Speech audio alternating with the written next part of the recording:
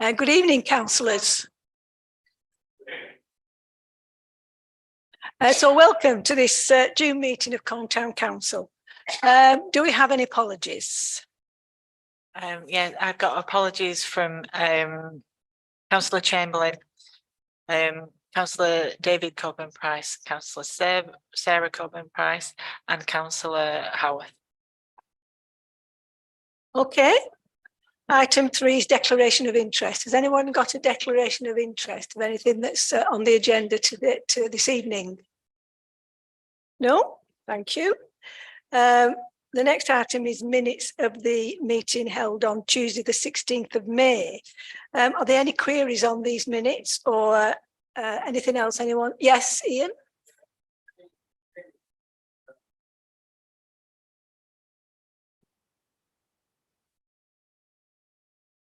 Use his microphone. Can you use your microphone, please? It's only because we're online and they won't be able to hear us. Yeah, on the minutes on the Treasure Our Town, a list of names, my name's missing.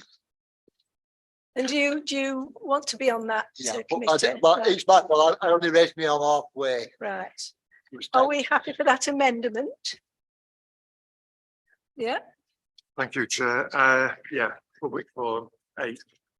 I would now like to address what was said during the public forum by two of the other councillors at this meeting in May. I'm embarrassed to say that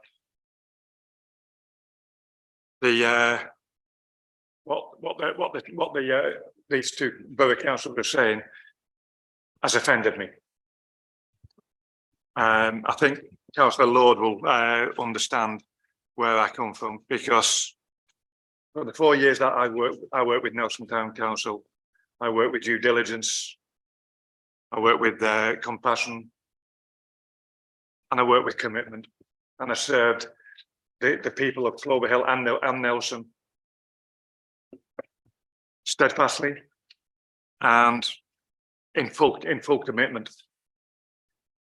And as Chair, as you're one of my constituents, you and your husband are two of my constituents, you will get my full benefit of, you get full benefit of my commitment to my constituents, not only but not just the members of my constituency, but the members of Colne. I will show my full diligence and full commitment. On the 1st of June, after waiting so many weeks for an explanation from Pendle Borough Council, I got nothing. I handed my resignation to Nelson Town Council. I'm hoping that the people who are listening will understand. During the past 5-6 weeks since the election, my person has been abused online, in print. People have defended me, and it's not just people from one particular political divide. It's been all political divides, including my own party, which I am ashamed of. But I am telling you now that I'm here for the next 4 years, and my commitment is here for the next 4 years. Thank you, Chair. Well, thank you for that, Patricia. Yes, Dorothy. Yeah.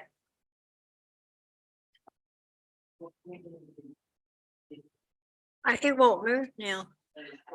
I'm got the energy.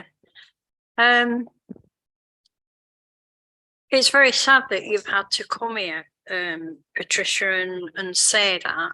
And I, for one, I'm very grateful that you did. I don't know what we're turning into as councillors at this level. Well, maybe not on this committee, but at a higher level, where there is some bullying going on, and we've witnessed it here in this council chamber. I can't really say much more because there is an investigation going on. I hope that doesn't happen again and that you won't be put off by being part of this Combe Council. So thank you for what you've said. That was very brave of you. Yes. Patricia. Thank you, Councillor Lord. I've had 15 years of idiots, and I'm good. I make no bones about it. Idiots. Thing is, the trans community have been around as long as the human community has been around. We're not a fad. We're not a phase. The LGBT community, it's just a new, it's a new name for people who are different to others. We're all human. What I am, whether I'm a man, a woman, or a donkey, it does not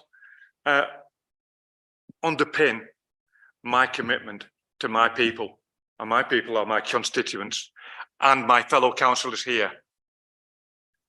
I can't, as you say, Councillor Lord, we can't legislate for other people. But thing is, we're all here together. We've got to work together, and let's move. Chair, let's move. Right, thank you. I think Andrew wanted to say something. Yes, Chairman. I'd just like to say to Councillor Patricia that I'm actually happy that you are in this committee, in this room. You are here representing, like you say, your constituency. And what has happened in Nelson was not your fault. And obviously you had to have due diligence for them to rectify and find out what's happened.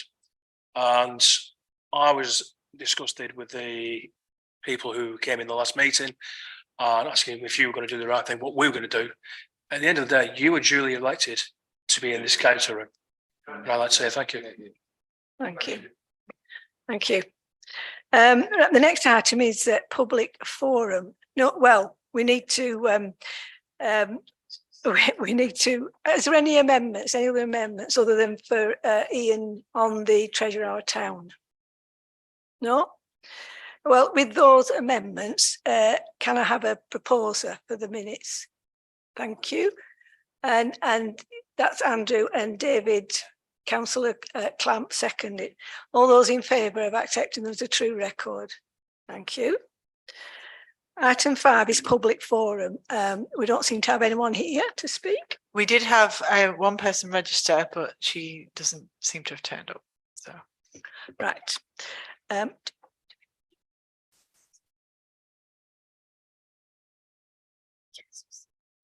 Right. So item 6 is exclusion of the public. And that's to determine during which items, if any, the public are to be excluded from the meeting. Such an exclusion would need to be on the grounds that, in view of the nature of the business to be transacted, if the public were present, there would be a disclosure to them of exempt information within the meaning of Schedule 12A of the Local Government Act 1972. There is item 18, which is a private meeting, so we need to decide whether we are going to enact the exclusion of the public. Ian? You move on item 18 that the public be excluded from the meeting. Thank you. Can I have a seconder? Thank you, Patricia. All those in favour? Thank you. Item 7 is the finances. It's to receive a schedule of payments from the 10th of May to the 13th of June 2023 for the approval of me. So there's two. There's one that's for items over £1,000, and then there's the other full list. Has anybody got any questions or issues on that list? Yes, Neil. I just want to thank this council for actually giving the gala the sum of money that we had. So the gala went down really nice, and thank you for joining the gala. Yeah, thank you very much. Without that money, the gala would not have taken place. So thanks very much. You're very welcome, because it is an institution in Colne, the Colne Gala. So yeah, we would always support that if we could. Right, so can we have a proposer of these? Yes, Patricia. Can I have a seconder, please? Howard. All those in favour of accepting this month's spend? So 7B is to receive a summary of budget, expenditure and commitment as of the 13th of June. Is there any issues on that budget? No? Welcome. Oh, yes. I have just noticed something actually, which I will explain. I've noticed that it was actually Steve that put this together, but I've just noticed the last FES meeting, we did agreed to carry some budgets forward from last year. So they were actually put into the financial system this time, but unfortunately he's put it in the overspent to budget column rather than the budget carried forward column. So the 115,000 that you see in the overspent is actually the budget that was carried forward. So that will be amended for the next time. Okay, is everybody clear on that? Yeah.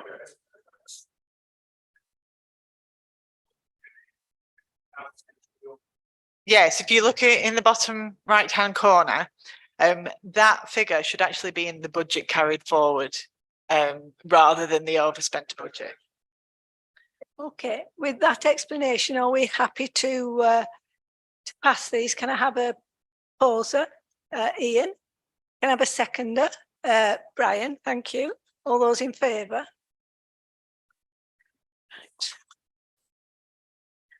Item 8 is the annual governance and accountability return. Gina, can you take that, please?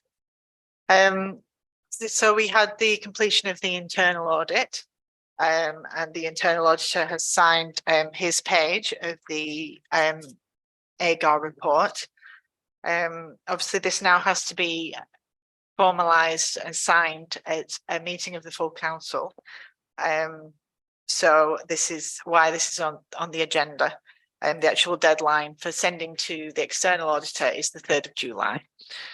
So if everyone's in agreement for myself and Mary to sign the statement, then we'll do it now. Right. Right, okay. I Chair, think out louder next time, Brian.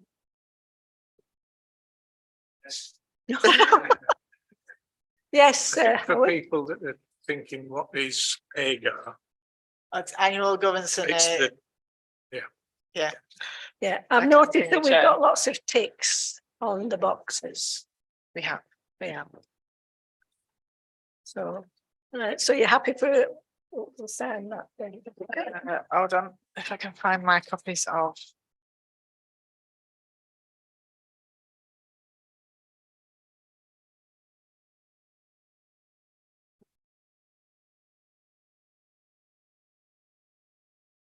Yeah.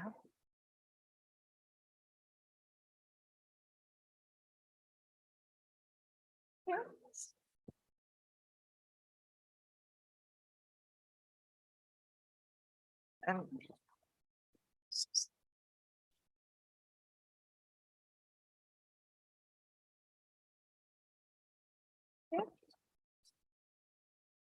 Usually say we have to sign it. And then, sorry, hold on, yeah. You can sign it. That one. Today's date. Yes. Got it. Thank you. Right. There's also the period for the exercise of public rights, which is obviously the period in which members of the public can come and look at any aspect of the council's finances. They can either do that by ringing ahead and make an appointment during this period. So if everyone's in agreement with that, setting that period, it has to include by law the first 14 days in July. But that's really the only thing you have to cover. So we've set ours at, I've lost my you got it? Yes. So if everyone's in agreement with that, if we can propose and second that as well. Yeah, Andrew. I'll propose. Propose. And Who wants to second. second it? Howard? There's too many people putting their hands up. Is that okay then? Mhm. Yeah. All those in favour? Item now 9 is Events Committee Terms of Reference to consider the amended terms of reference presented and elect an additional member to the committee. And I'd like to propose Councillor Butterworth. Would anybody second that? Yeah. We agree the amendment to the terms of reference first. All right. Can we agree the terms, the amended terms of reference? Yeah. Okay. And Andy, yeah. Are we all happy with that? Yeah.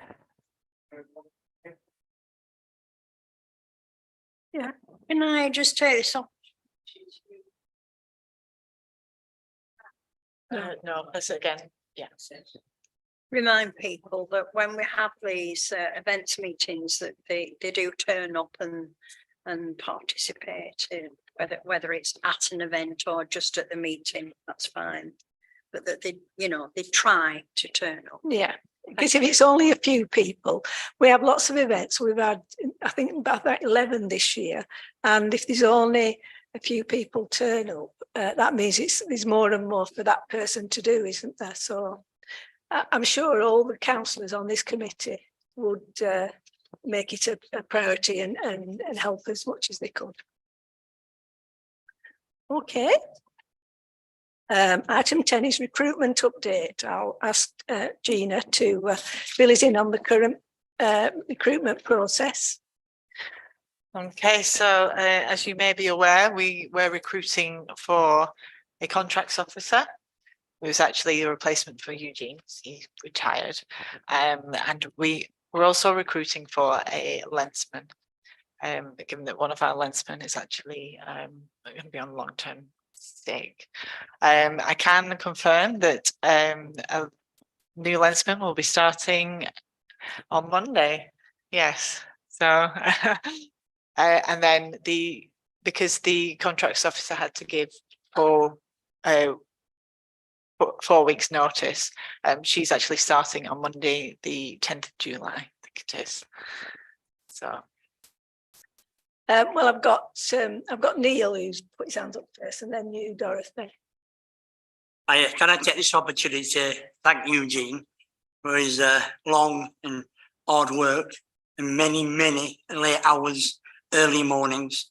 It does a sterling job, and it just seems to be in the background. He just does his work, and he's never really, boisterous is a good word. He just gets on with his job. So as a person, as a friend of mine, he's done an amazing job. And on behalf of this council, which I all know you will agree with, he's worked very hard, and I'm very sorry that he's retiring. But he can always come back. I think he's already coming back. He is still helping us out, actually, doing watering for us. Yes, so yeah. But yes, he's yeah. I'm sure we'd all like to wish him a happy retirement as well. Yes, Dorothy. Can I just ask, for the benefit of others that may not know, what are the responsibilities of this officer now? the contracts officer. Yeah, the contracts officer. Yeah. It will be the looking at the allotments. So the contract aspect of the allotments and managing the waiting lists, etc. Also the grounds maintenance contracts. Now we have 4 different contractors now, whereas before we only had 1 covering all the grounds maintenance. So that does need to be effectively managed. So we'll be now be an important part of that role, which is why we changed it to contracts officer. rather than allotments officer. Okay, thank you. Any questions for Gina on that, this person that's starting? No, we're all happy? Okay. The next item is alcohol control public spaces protection order. We've got a document in your pack. So this was sent through from Pendle. It's the existing PSPR that is now due for renewal. So it's just consultation to see if we want to add anything or remove anything or any comments we have on it, basically. Yes, Howard? Thank you. I think since the current one was drawn up, which was based on the old alcohol exclusion zone or whatever its official title was. And I think since then, things have changed a little in that there are now a number of places selling alcohol and bars and what have you, which go down to all intents and purposes down to Guy Syke and Bridge Street. I wish I'd written down how many it counted up to. There's at least 5 or 6 there, and I don't think, well, certainly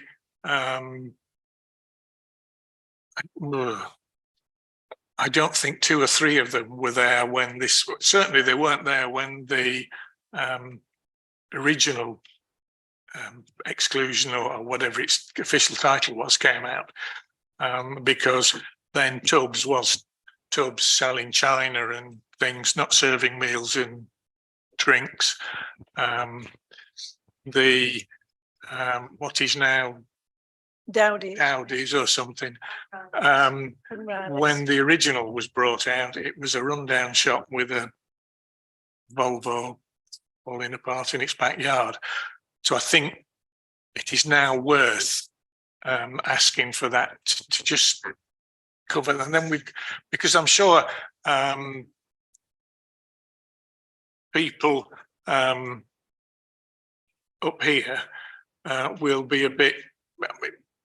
I can see that, well, it's not the King's Head anymore, but you look out, you can see the Wallace Hartley, and people tumbling out of there could be dealt more harshly, against the wrong word, than somebody who tumbles out of Tubbs or the venue or there. So I think it's worth asking for that to go into it, to be included. So in it. where you're saying that Roman 2? Well, at the minute it stops at Linden Road. So it would be from Linden Road to Guy Syke. To the Crown. To the other side of the Crown. Otherwise, if we didn't include that last bit, I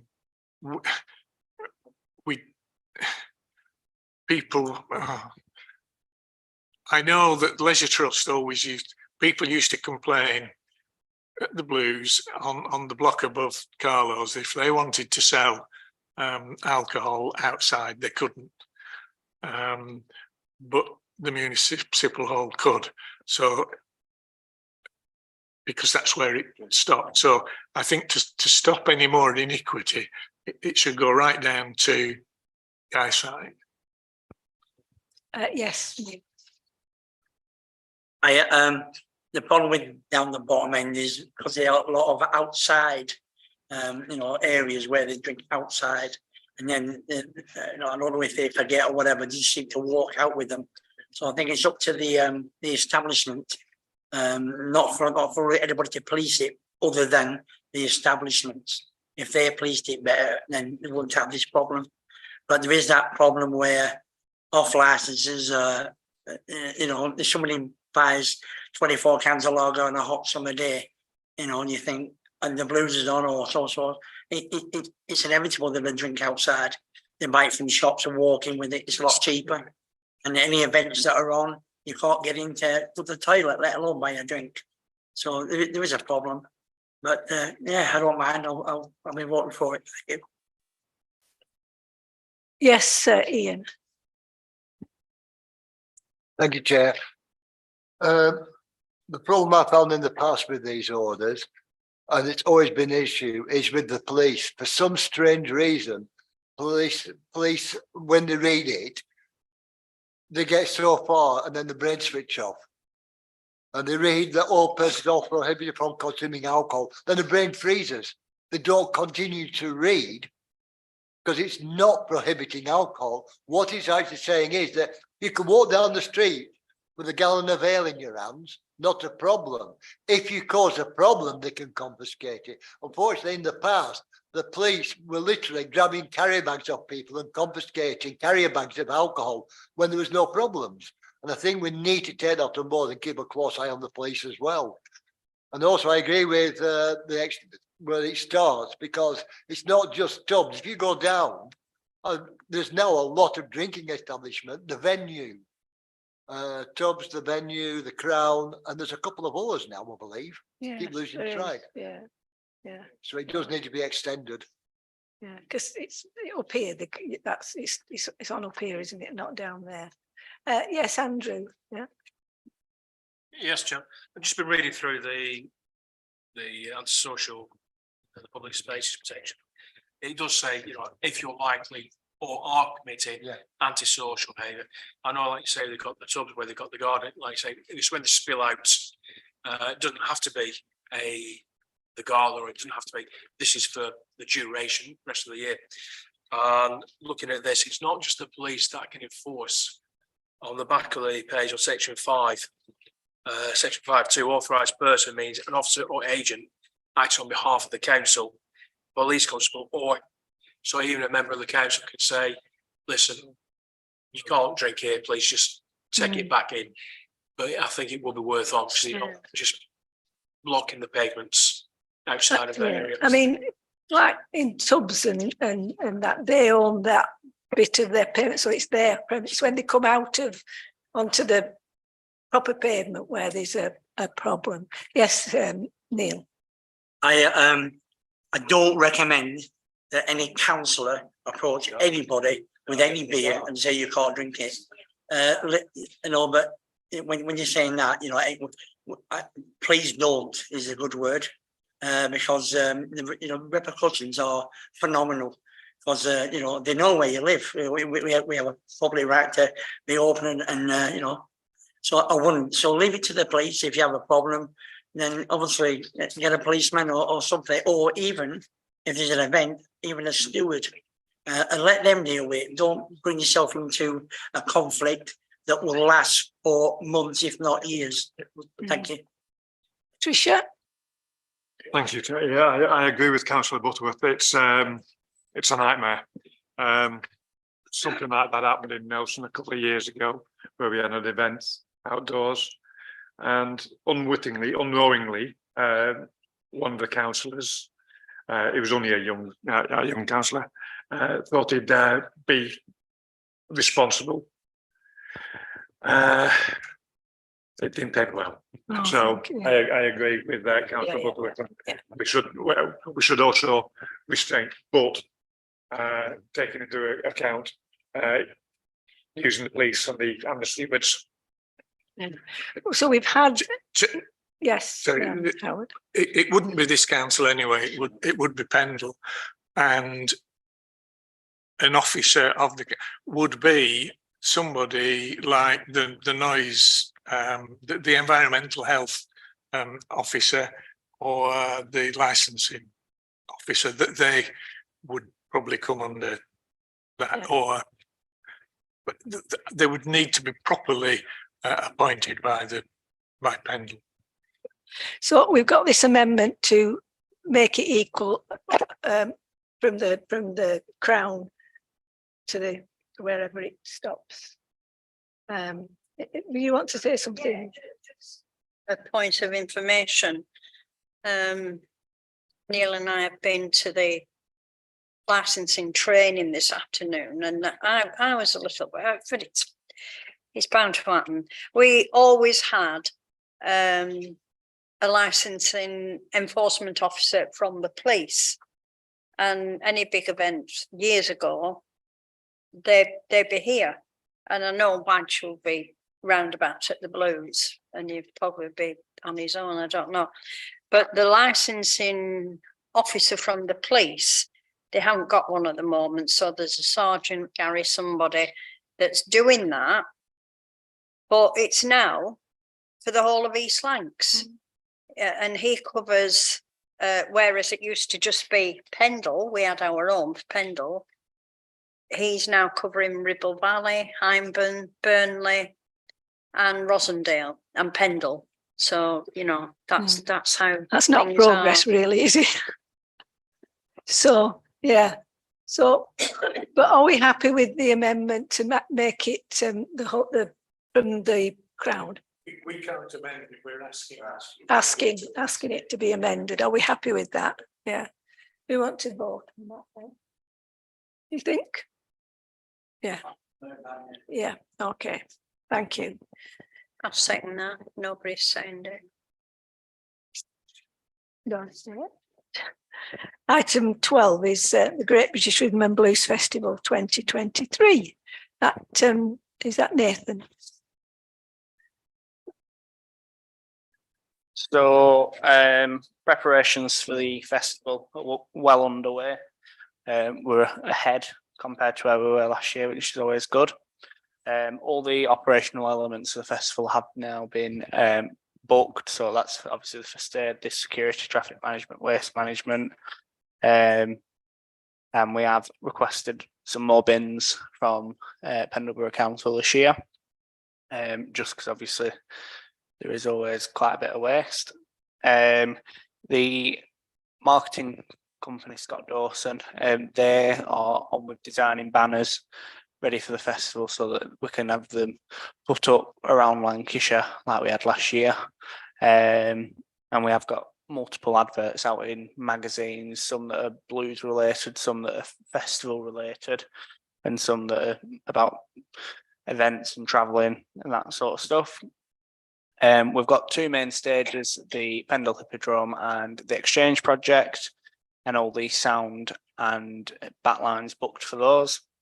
The lineup for the main stages has been confirmed, and the lineup is out there. And the Blues Society have now confirmed there's 14 official fringe venues over that weekend, and those lineups have now been confirmed as well.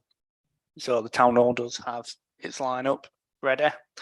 We've got toilets booked. We've got a couple more toilets this year. We've got some going near the Muni because there was always a gap, having some at the bottom, some at the town hall. So we have put a couple down near the Muni, which will be fenced off and opened each day by officers that will be working. We've got the hop on, hop off bus back this year. So that'll go from the rugby club down to the Crown and then up to the Pendle Hippodrome and then back to the rugby club. Ticket sales so far, we've sold 308 tickets and 69 camping tickets. All the street entertainments booked, so we've got a variety of street entertainments spread across Saturday and Sunday. Musical Roof and Elton Wrong will be returning this year as well. And we've got Blues Brothers Stilt Walkers that are going to be handing out balloons to the children with the festival logo on. And then we've got other variations of entertainment throughout that weekend. The fairground have confirmed they'll be attending, and all 5 catering pitches have now been allocated as well. What's the catering? What sort of food is the Thai van? So the Thai van will be back in their usual spot, and then we've got 2 burger vans, a Turkish food vendor, and someone doing noodles as well. Yeah. So a variation. Any questions? Oh, yes, Dorothy? On my own, yeah.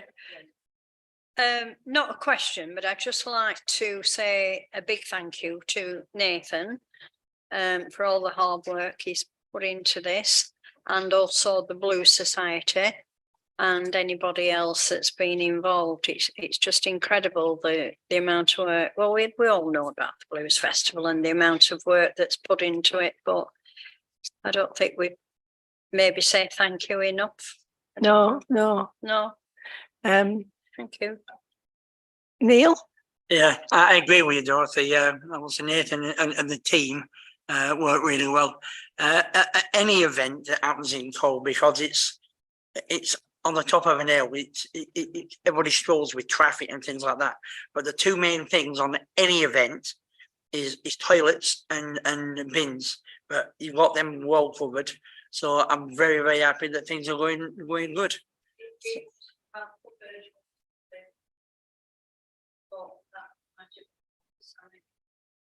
You know, it's a learning curve, and the amount of money that the sort box showers have brought into this town, phenomenal. Mm. I mean, you know, whatever, but the money that brought in, everything got sold out really, really early. All the food stalls, yeah, everybody, even Greg's were having to bake more food. So the event, whatever, I like the sort box challenge. However, the event itself brought people in from different countries, let alone different towns and cities. And I spot somebody from Birmingham, somebody from London, that they come up. You know, I mean, even that foreign place, Bon knows with him, some of them come. So, but yeah, the amount of money that you brought in, Yeah. phenomenal, and well done, Anita. Yeah. Okay. What's the have you got the singing nun? Yeah, so that's Musical Roof, and they will be back this. What's the other one you said? Oh, I just like. What's the other one? So the street entertainment over the weekend, we've got face painters both days, which will be free. We've got Elton Wrong, which is who we had last year, who is also Musical Elton Wrong. Roof. Yeah, so that's Elton John, but on the Yeah. piano. And then we've got a unicyclist walkabout act, which will unicycle and juggle for groups all around the event area. Obviously, we've got the Blues Brothers Stilt Walks, which, like I say, will be handing out balloons to children with a festival logo on. And then we've got the big LED robot back this year. And we've got some brand new mirror men, which they're like men that are full-blown mirrors, like life-size disco balls, which will pull a crowd. So yeah, we've got a variation booked. Yeah. Now, what we always need more volunteers, don't we? For picking rubbish up and being at the box office and everything. Yes, Dorothy. Oh, all right. No, I'm just saying. So if any of us here can help, and anybody just ask them if they wouldn't mind, because if they do volunteer, they get a free ticket, don't they? For what They get a free packed lunch, a free t-shirt, and a free ticket as long as they do 4 hours volunteering. Well, what a good do that is. It's well value for money, that is.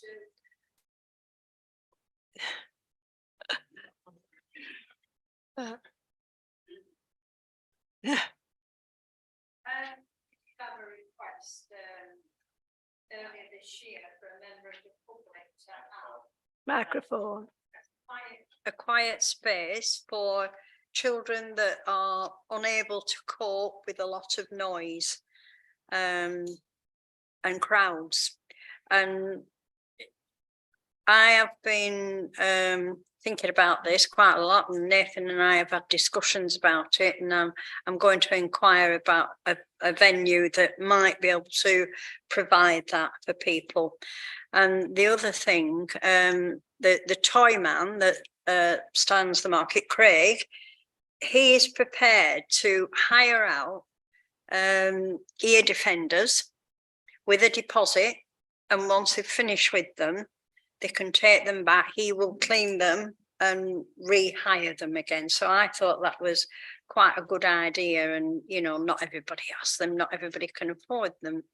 So hopefully, certainly at the Blues, we'll have something in place to alleviate those problems.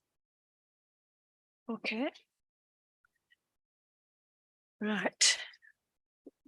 We'll move on to Colne Neighbourhood Plan.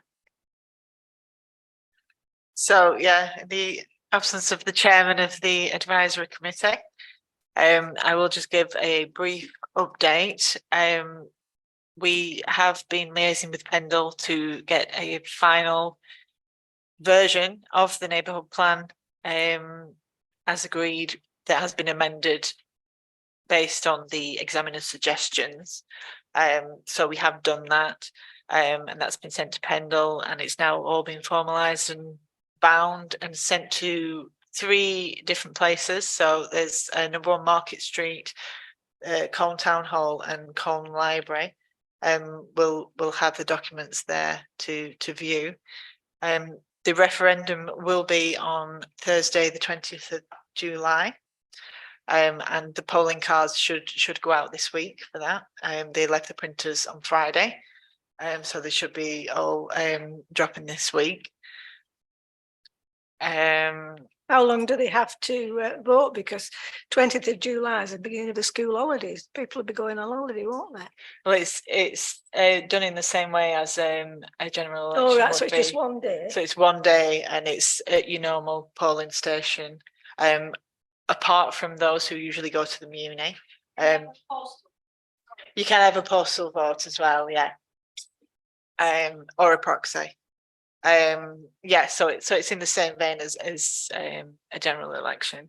But yeah, those who would normally go to the municipal hall, as it's closed for refurbishment, will be coming here instead to the town hall.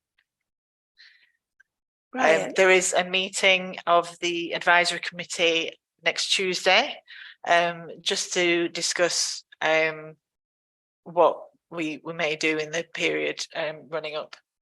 Yeah, to the advertising vote. it in that to advertise. We are limited in what we can and cannot do. There are strict rules. Right.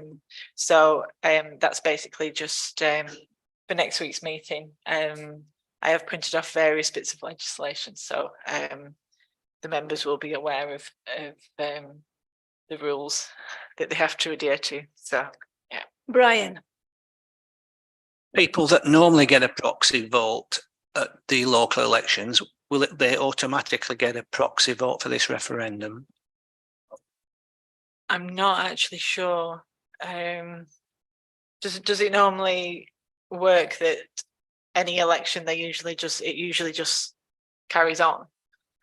So I'm not sure whether they will need to register. There is a referendum statement which is actually on the Pendle Borough Council website, and it is also available at various different. Can an officer find out? But I will. Yeah, But I'll check the Brian, referendum statement, and I will. I'll send an email out to let everyone know. Neil. Once again, credit where credit due. Sarah and David, Robert Price have worked years and had long nights and early mornings. So thank you for protecting our town, our area. And if you don't realise that around our area of different streets that you never think of, or buildings that are of national interest, let alone local interest. So there's a lot of history within Colne, and thanks to this team, we're saving them. So it's amazing what they've done. And I'm not talking weeks and months, I'm talking years, the things they've had to go through. So thank you, the Global Prizes for putting the effort in, and against all odds in getting through. Thank you. Thank you. I'm sure we'd all echo that. We know the hard work that they've been, that particularly Sarah has put in. Yeah.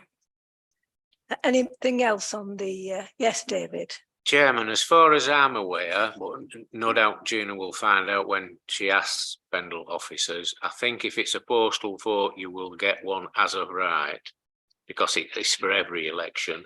I think for the proxy vote, it is for individual elections, and you will have to ask for it, but Gina will find out when she asks anyway. But I think that. And then you'll let Brian know. Yeah. Okay. Are we okay with that item? Yeah. Item 14 is planning. We've got a new. Oh, here it is, the new one. Right, we'll start off at the first one, which is application number 23/0311/FUL. It's Higher Bull Grove Farm, Skipton Old Road, Colne. It's a change of use, an extension to former stables to create one dwelling. Anybody got any? Thank you. Howard? It's a while since I looked at, because if Nathan could turn it round so it was, that's it.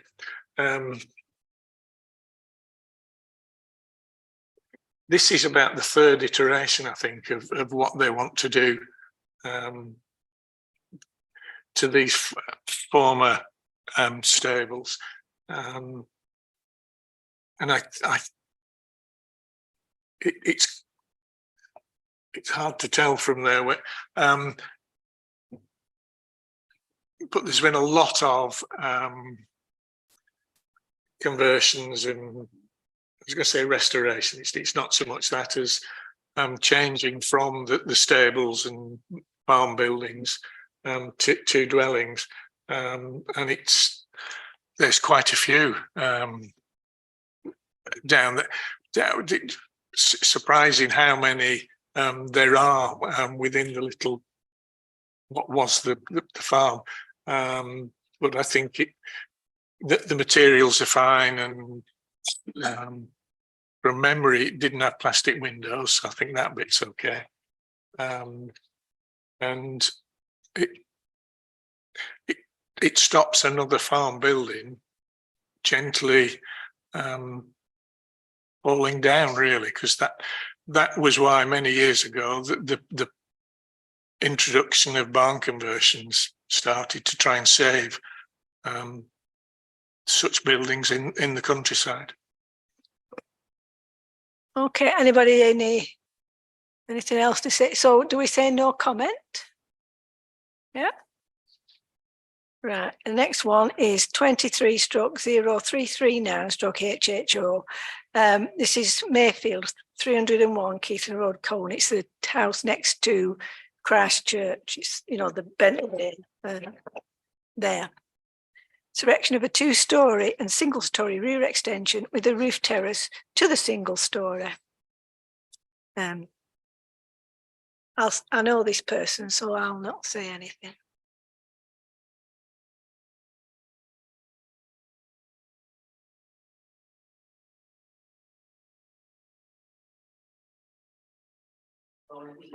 It says it's the same. Sorry, I hadn't noticed that, but David just pointed out it's the same name. I didn't think it was, but when I can't remember. I mean, people that know this, you can't really miss it. There are 3 dwellings on there, and the one at the Colne end has sort of doubled in size. You've then got a bungalow, and this has always been a big house, and it'll just be that little bit bigger. There's very little, I think, to say about it. I know. It looks over Christchurch Children's Playground, doesn't it? The playing field. It's going to have a roof terrace. But well, with the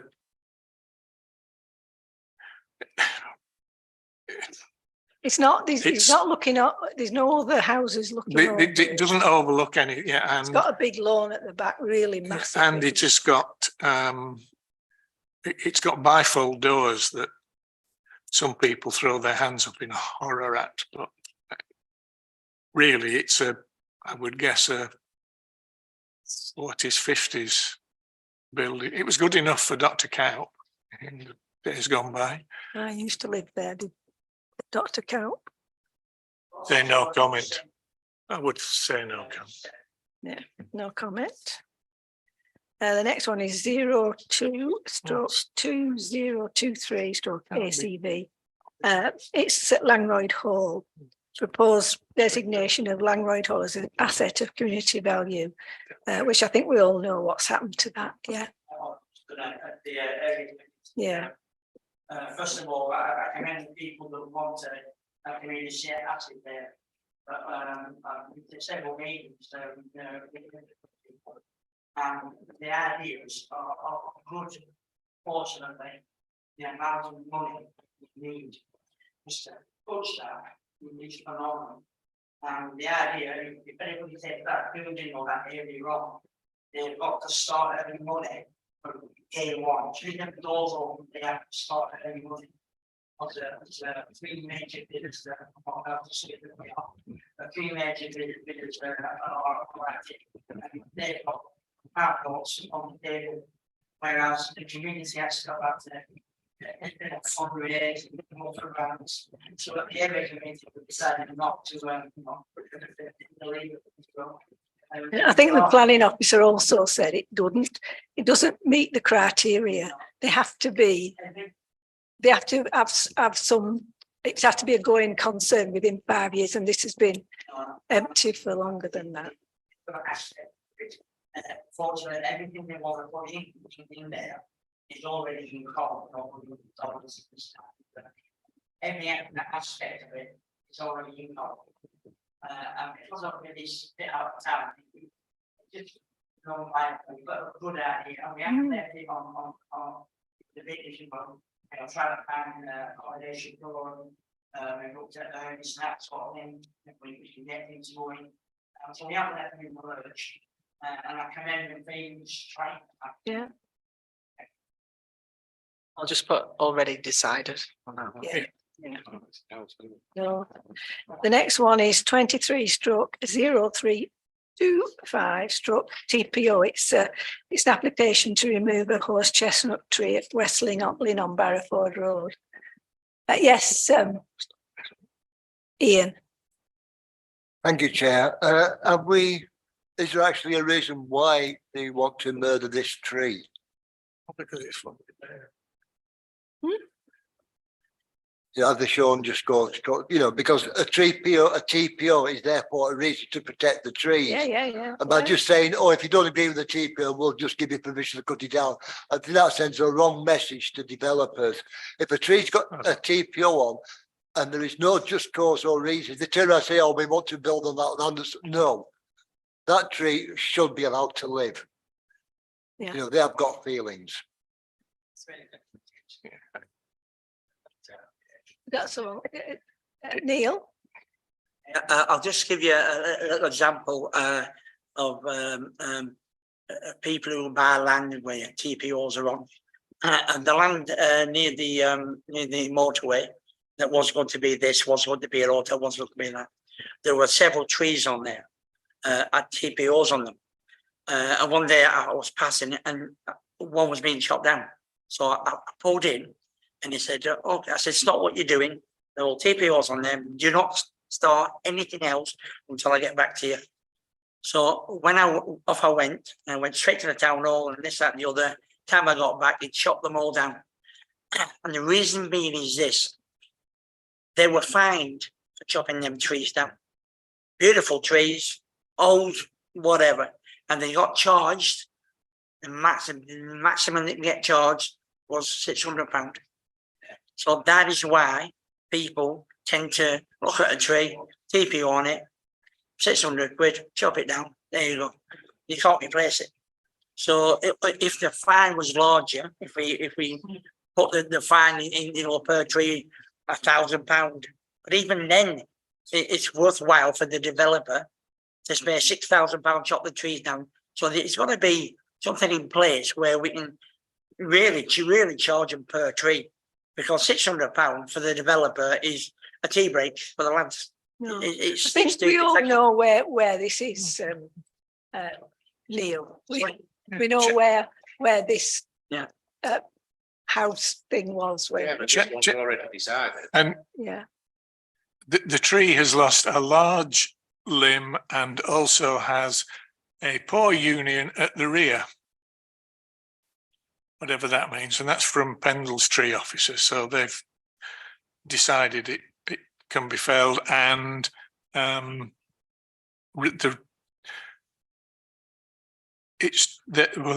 a replacement tree with hornbeam or English oak, standard size, blah blah blah, to be planted at the next planting season in February 2024. within 1 to 3 metres of the tree removed. And there are quite a few trees around Westling. Oh, there are around Westling, isn't there? Yeah. Well, as long as they plant another one. Because they're not cheap, are they? Trees to get.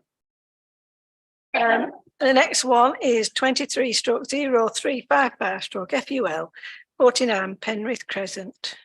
Colne, erection of one with 2 bedrooms, dormer bungalow within the grounds of the existing dwelling house. Yes. That plan that is up there doesn't really show the situation there. Have you got any more on there, Nathan?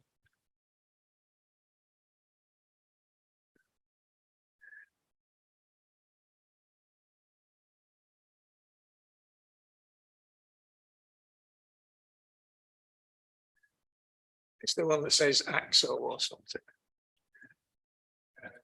No, it's got the existing elevation on location plan.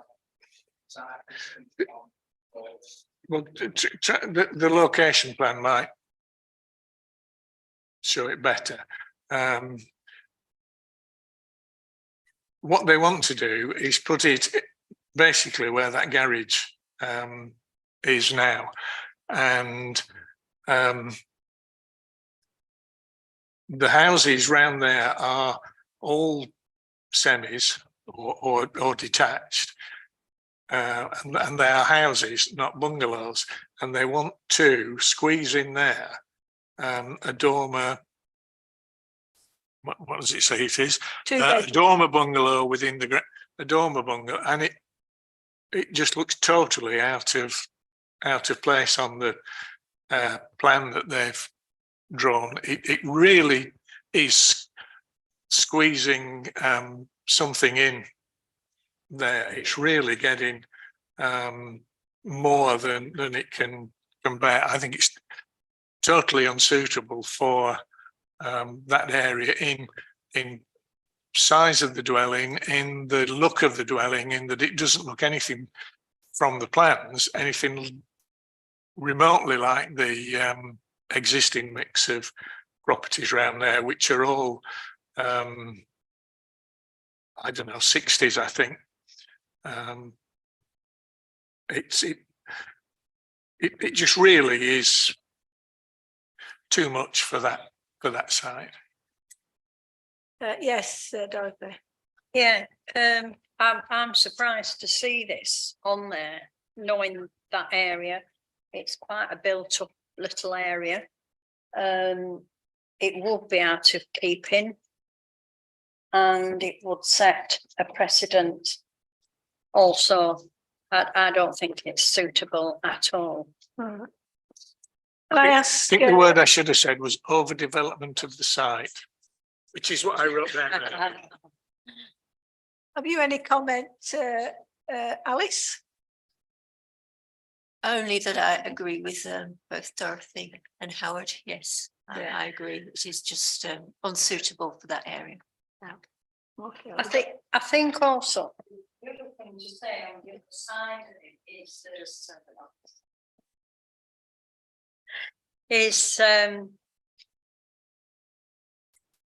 over these last few years, people are wanting to do this because they're wanting to look after their elderly relatives. You know, this is probably one of the main reasons, or give the teenagers or children their own space or whatever. So I can see that, and you know, that's a nice thing to do, but I just, like you've said, the overdevelopment of the space. Yeah. The next one is 23/0356/TPO. It's another TPO at Albert House.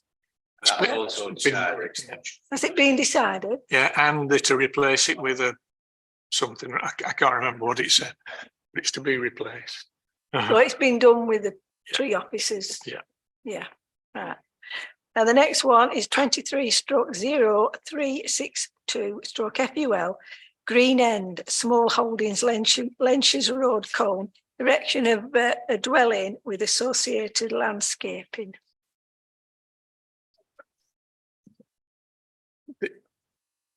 I think this is an applicant coming back to try their luck again because they wanted a caravan on the site to start with.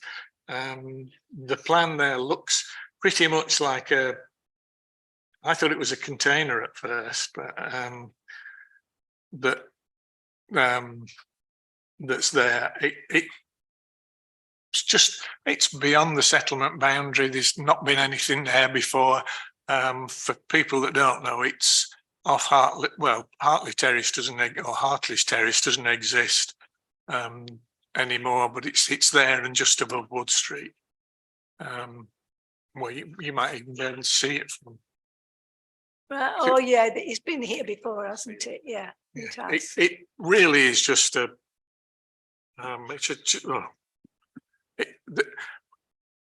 The materials are all wrong. It's in the wrong place, and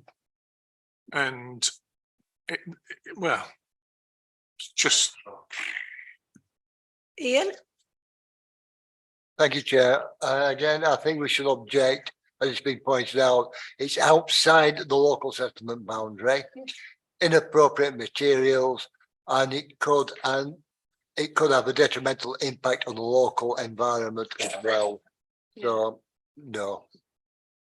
Yes. Yes, Chair. Looking from the plans, from this distance, my eyes. It's either that or my eyes are going bad. It just doesn't look aesthetically pleasing to the locale, and it's back to front. And I know it says, "Oh, we're going to do landscaping," but even that looks misshaped and odd. And I'll bow to my more senior knowledgeable colleagues on this area, but it's like a pig in a poke. Sorry. Don't look any better when you go nearer to it. So we saying for those reasons that it should be refused. Yeah.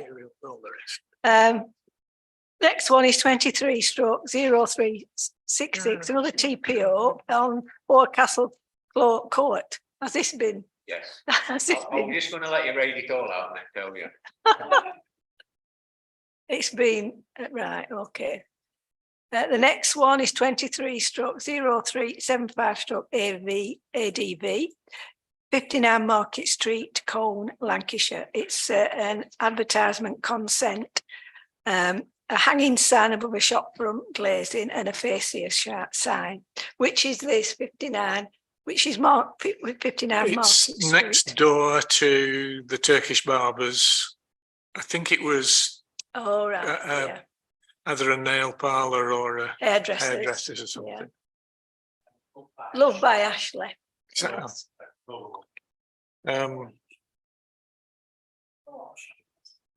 A hairdresser. I couldn't remember. Yeah. It's the one now that's got no fascia on it at all, and they're actually. I think you need to look at it with both of them together, because what they're proposing, as you can see on there, is a new traditional shop front. I mean, the sign may be a bit garish for some taste, but it is in grey, and their logo's got bits of red in it. The only thing I get concerned about, this says above. It says that the hanging sign is above the shop front glazing. Because years ago, the Pendle used to frown on having signs other than pub signs above fascia level, which now, if you go up down the main road, there are lots and lots of them. So there's probably precedent not to say turn it down, but if it was level with the fascia, I think that's fine. I'd prefer it that way. But Are you going to say? whether we, are we saying? I would say we ask that it is level with the fascia and not above it. But we we like the traditional shop frontage. Oh, yeah, Yeah, and the colours, the grey. Yes. The bid is putting an awful lot of work to do with what should not be acceptable income of shop fronts. And I'm just wondering whether the person that's putting the planning application has contacted the bid. Have you got your microphone? I have now. Yeah, I was just saying that there's been a lot of work done by the bid on this situation, with shops coming and doing their own thing and then having to go back to the drawing board and take down what is unsuitable. And I'm just wondering whether this shopkeeper has been in contact with the bid and discussed what is reasonable and what shouldn't be, because it makes sense to do that. Me like she's done that because it's reasonable, but I've got Neil and then I've got Dot. Yeah, Pendle Borough Council has a shop front grant, that anybody can access. And just recently, I asked if Skipton Road, so some shops down Skipton Road, but originally it wasn't in the shop front grant area, but now it is. So I think our shops in the town, the town's looking fantastic, by the way. But you know, I think everybody should apply for a shop front grant if their shop's shabby or want to repaint it and things. So we have the bid and there is Pendle Council as well. Thank you. Yes. Yeah. Well, I think the bid manager has been, well, that's what she does. That's part of what she does. And she has been in this shop as I have. He is in contact with Mike Williams at Pendle Council, who is in charge of that kind of funding for shop fronts. The delay, I think, has been that he didn't get the right or the required information back to him. Obviously as now, because he's now got a planning application in.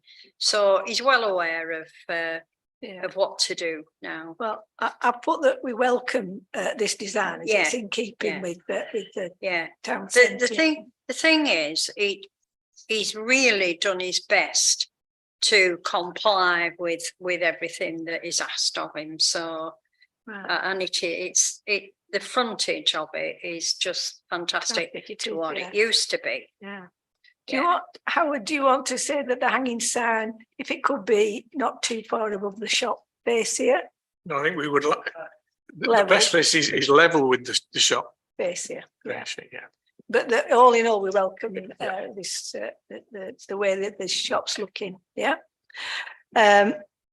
We've got 23/0018/PNT and 23/0010/AP prior. This is the mask down at the bottom of down at Hyde Park Spring Lane in Cone. It was at Cone area. They refused it. Said go and put it somewhere else. This is the appeal. Yeah. So unless we've anything new to say, we'll take its course. Yeah. So not Yeah, because they did refuse it because it, why it couldn't have been on Bavary Way where there's no houses, I don't know, but this is or somewhere higher up, it's right at the bottom of Lancaster Street and there. But anyway, yes. Should we not just sort of say that we are still against it? That we do not think it's in the right location, not just no comment? Just sort of just reinforce that our original comments stand. Yeah, because we are against. Because we are actually opposed. The paperwork, the paperwork from the original application all goes forward. So in amongst all those documents will be our comments. Unless we've something new, this.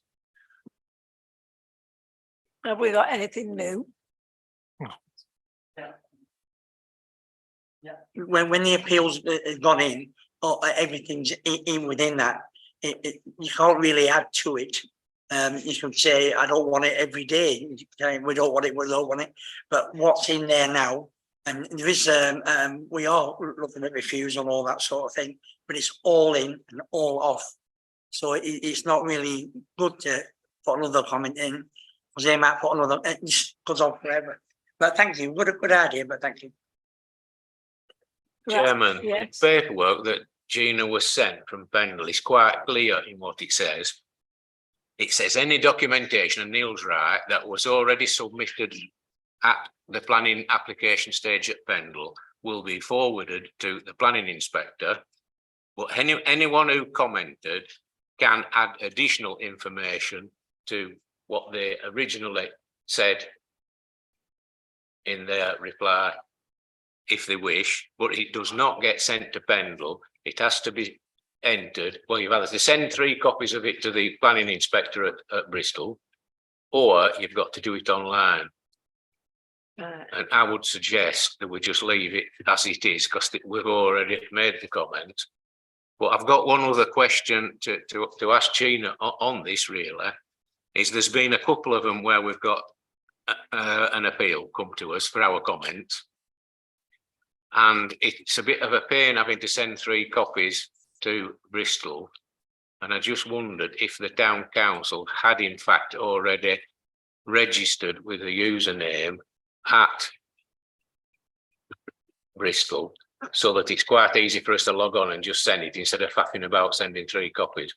Have we done that yet? If we haven't, I would suggest we do it. And then for next time, it's easy to access it. I don't believe we have done it, so something to look at doing. Yeah, well, yeah, just have a look and see how you can. It's not a priority to do that. It's only 2 minutes of a job anyway. Right. But it might be for you, David. It'll be like half an hour for me to find my way around.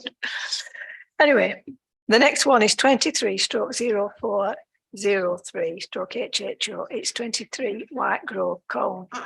Erection of a single-storey extension to the rear of property to form a shower room. Where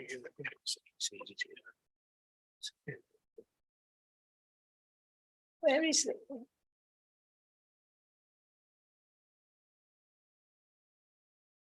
It's the end house on the bottom side. Yeah, All right. Oh, we've had that. so the reason for the shower, The gentleman occupant recently lost his leg, and Oh, so right. therefore there's a need to put facilities on the ground floor, and that's the reason for a shower room. It's called a wet room these days. Yeah. It's part of a disabled facilities grant. I wondered why Pendle were doing all the drawings and then the 3 items dropped because it had earned interest on the way down. And when you actually look at the site plan of it, it's further away than you think, isn't it? It's I thought at first being up, it would overlook, but it doesn't. So are we all right? No comment? Yeah, it's fine. Well, Comment. Right, so that's planning. Item 14, correspondence received. Yeah. Do we have any correspondence received, Gina? No, No. Items for a future month's agenda. Anybody want anything on future month's agenda? Dorothy? I'm not sure whether I can do this or not, but I would like on the next agenda for us to give permission for the Colne Area Committee to use the microphones. Because at the moment, they won't.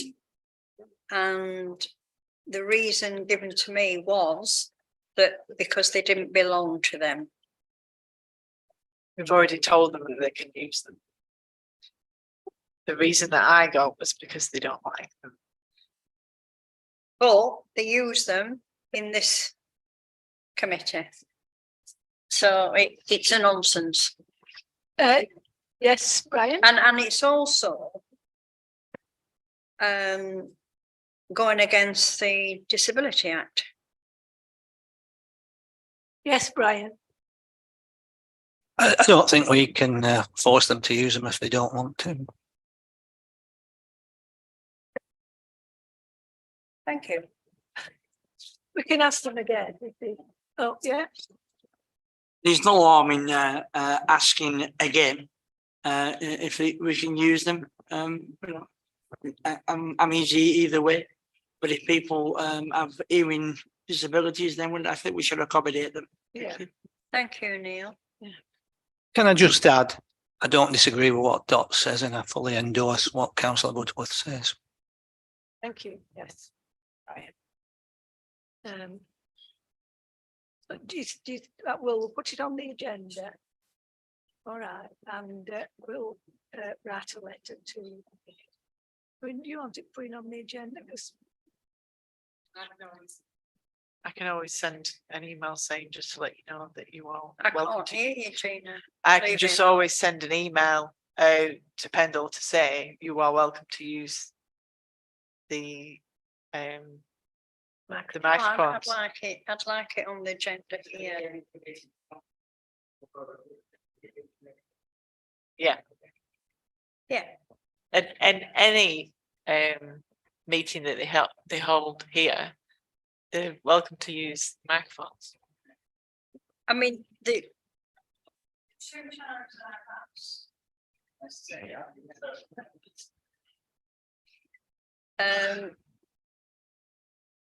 By two councillors, I've been told, get a hearing test. And the other time I asked was, well, we don't use them because they don't belong to us. Well, don't sit on the chairs then. Don't come into the council chamber because none of it belongs to you. You know, do you know what I mean? So I just like I want to hear everything. Why shouldn't I? Why shouldn't I? You know, I don't know why I can't hear. I think it's because I suffer from hay fever now and I never used to. My ears are blocked, but I shouldn't have to explain that to anybody. So I'd like it, you know, just highlighted, really. If it don't work, it don't work. But I'll tell you something. There was a really good Conservative councillor here a few years ago, and he left just because of that. Just because of that, he couldn't hear. His council chamber's not good. We had a system, a loop system. It's never, ever worked. Jane Watson had that put in. It's never worked. I don't even know whether it's been dismantled. I think it has. It's actually recently been serviced. It's what? It's actually recently been serviced as the loop system only last week, and it is fully operational. Well, how does it work? Do you have to be wearing a hearing aid? Yeah. Has anybody got one I can borrow? Or two? Well, the thing is that Dot can hear when the microphones are on. I can. This is the thing. When it's the Colne area. Yeah. And I can she hear can't certain people, but not other people not with a soft everybody. voice, you know. So. We'll ask. It's Pendle we need to write to, not the area committee. It's. Well, that was the advice I was given, so I took it. Who at Pendle, the chief executive, or? Yeah. Oh, I've done all that. I've written to the chief exec and she came back with the same thing. Yeah, well. Have a hearing test. I mean, how disgraceful. If she said things like that, she wants kicking from here to Kingdom Come, because that's a. If one of us was saying things like that, that would definitely go against the code of conduct. Maybe she needs a brain test. Yeah. But certainly the point is a good one, that with using the microphones, it makes it more accessible Of course it to does. people, and streaming it makes it even more accessible to more people. Yes, Neil. Let's just ask, and then the problem will be solved. So, what, well, okay. No, Oh, it may like be. whatever. It may be. We'll ask. Is everybody happy with that? Yeah. Right. So we'll ask and we'll bring it back to the next agenda. On the agenda for the next meeting. Perhaps the correct way is to write to the chief executive and copy the leader of the council in as well.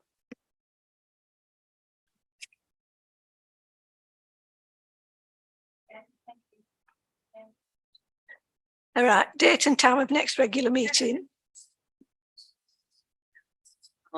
Are we allowed to put something on the agenda that's previously been discussed and thrown out? Only if it's after 6 months. Only what? If it's after 6 months. Oh, yeah. I'll leave it for next meeting, but I'll have it on the next one. So, yeah. Don't want to be too controversial. Right. So, can I? Well, I don't have to say that.